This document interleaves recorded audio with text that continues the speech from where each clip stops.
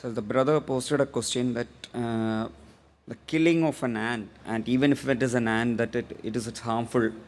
But on the broader side, Muslims normally what they do is they try to slaughter cows and everything. So they, according to him, that Muslims eat more of beef, mutton, and so is that not wrong? Because in both in Gita and Bible and Quran, everywhere you should show mercy to all animals. So, but that's not being followed.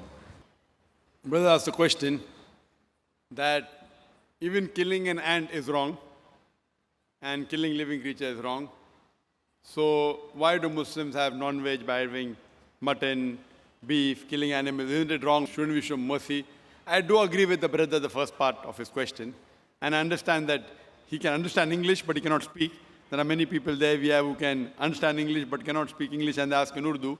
So I believe the brother can understand English, but he can't ask the question in English because he's more fluent in Tamil. As far as killing any living creature unnecessary, it's a sin even in Islam. Even in Islam, it's a sin to kill any living creature unnecessary. And there are hadith in which the Prophet has said, when a person was there making a bonfire, the Prophet said, don't make a bonfire there because there are ants. Shift the position. That means the Prophet also was worried that that bonfire may kill the ants. So he asked the Sahabas to shift the position so that the ants don't get killed. Now coming to a basic question, that why do Muslims have non-veg, killing animals for non-veg, etc. First, I'll tell you that a Muslim can be a very good Muslim even by being a pure vegetarian. Eating non-veg is not compulsory in Islam, but because our Creator Allah subhanahu wa ta'ala has given permission to have non-veg, why should we not have it? If we analyze, it's mentioned in the Quran, in Surah Ma'idah chapter 5 verse number 1, that eat of the four-footed animals, eat of the four-footed animals which have been made lawful for you. Quran says in Surah Nahl chapter 16 verse number 5, that Almighty God has made for you to eat the meat of the cattle. And several places, Surah Mu'minun chapter 23 verse 21, many places. Now scientifically if we analyze that there is no vegetarian food which has all the requirements for a human being. The human beings require amino acids. They require 21 amino acids, out of which most of them are produced in the body, but 8 have to be supplemented from the diet. These are called as 8 essential amino acids. There is no vegetable which I know of which contains all the 8 amino acids. So there's no vegetable which is a complete food. So you have to take this which is present in the non-veg. Furthermore, if you analyze non-veg food, it's nutritious, rich in vitamin K. And furthermore, if you analyze, if you see the teeth of the herbivorous animals, the cow, the goat, the sheep, they have flat set of teeth. They only eat vegetables, they only touch grass. They don't eat flesh food. If you analyze the set of teeth of the carnivorous animals, tiger, lion, leopard, cheetah, they have a pointed set of teeth. They have a canine set of teeth. These animals are known as carnivorous animals. They only eat flesh. They don't eat vegetables. If you analyze the set of teeth of the human beings, if you go in the mirror and see, we human beings, we have got flat teeth as well as pointed teeth. If Almighty God wanted us to have only vegetables, why did He give us this pointed teeth, canine set of teeth? Why?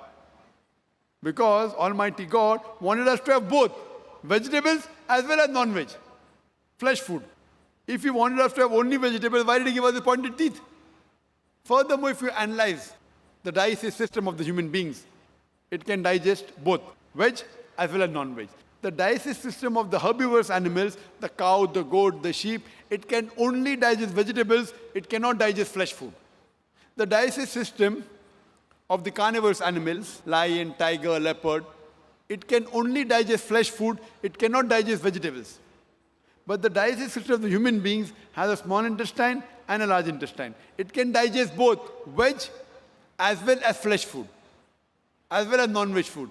If Almighty God wanted us to be a pure vegetarian, Why did he give us the digestive system? We can digest both, but natural to have it. So if you analyze, Almighty God made the human being in such a way so that they could eat vegetables as well as flesh food, veg as well as non-veg. And many people have a misconception that most of the religions, they prohibit the eating of non-veg food. And many of the Hindus, they have a misconception. And they think that Hinduism prohibits the eating of non-veg food. In fact, if you read the Hindu scriptures, if you read Manusmriti, chapter number 5, verse number 30, it says, Almighty God created some animals to eat and some to be eaten. So those who eat the animals created to be eaten, you're not doing a sin. It's mentioned Manusmriti, chapter number 5, verse number 39. Almighty God created sacrificial animals. So if you eat the sacrificial animals, you're not doing a sin. Manusmriti, chapter number 5, verse number 41 says that killing of the sacrificial animal is not a sin. There are many quotations in the Hindu scriptures which talk about eating of non-veg food.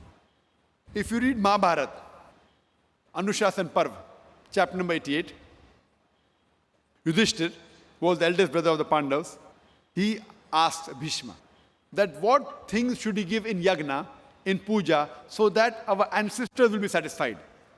So Bhishma replies that if in puja, if in yagna, if you give herbs and shrubs and vegetables, our ancestors will be satisfied for 1 month.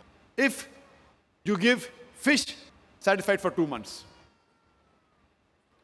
If you give meat, for 3 months. If you give hair, for 4 months. If you give goat, for 5 months. If you give bacon, for 6 months. If you give deer, for 6 months. If you give birds, for 7 months. And the menu keeps on continuing. And it says that if you give buffalo in yagna, 11 months. If you slaughter a cow, our ancestors will be satisfied for 1 full year. And if you give a rhinoceros, then our ancestors are satisfied inexhaustibly. There's a full menu given in Mahabharata. So if you read the Vedas and the Hindu scriptures, the sages and sons, they had non-veg, they even had beef. But the reason you find many Hindus, they say that eating non-veg is prohibited because they are being influenced by the non-violence philosophy. You know, even the Jains. And what these people who believe in non-violence say, that killing of living thing is prohibited. Therefore, killing an animal is a sin. So I agree with them that if killing any living creature unnecessary is a sin. But if you say killing living creature is sin per se, then I tell them that even the plants you have, they have got life. Previously, we did not know that plants have got life. Therefore, they used to think that killing plant is fine. Today, we know that even plants have got life. So the logic has changed. Yes, Zakir, we agree plants have got life, but plant can't feel pain. Therefore, killing a plant, having vegetable, is lesser sin as compared to having non-veg, that flesh food. Today, science advance, we have come to know that even the plants can feel pain. But when the plants cry out, we human beings cannot hear the cry of the plant because we can hear only between 20 cycles per second to 20,000 cycles per second. Anything below and above this we can't hear. So even the plants cry, but we cannot hear the cry of the plant. The plants feel pain.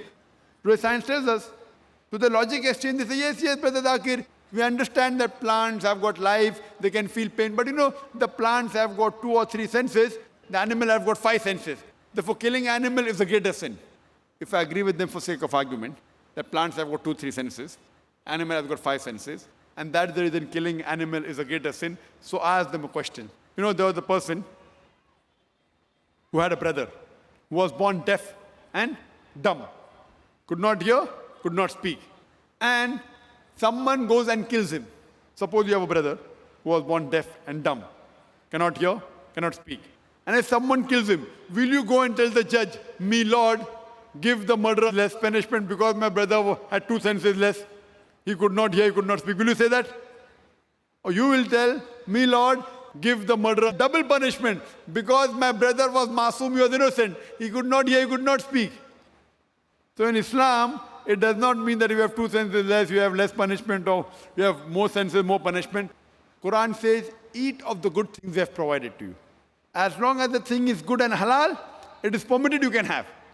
So in Islam, we are allowed to slaughter animal only for eating. Unnecessary for hunting, for sports is prohibited. Like making a bonfire, ants are being killed, the Prophet said don't do it. So killing any living creature is prohibited unless if it is for eating, for survival, and it is amongst the permitted animals which God has given permission. As Manusmriti says, God has created some animal to eat and some to be eaten. If you kill the animal to be eaten, you're not doing a sin. Otherwise, generally, I per se, if you analyze, I've got no problem if the non-Muslims don't have non-veg. Because if every non-Muslim in India starts having non-veg, then the price of mutton and beef will go high. So I've got no problem if the non-Muslims don't have non-veg. But if anyone takes an objection that killing animal is a sin, that's the time I give this answer. Otherwise, in Islam, you can be a very good Muslim even by being a pure vegetarian. But since Allah has given permission, there is no harm if you have non-veg as long as it is among the permitted animals. Hope that answers the question.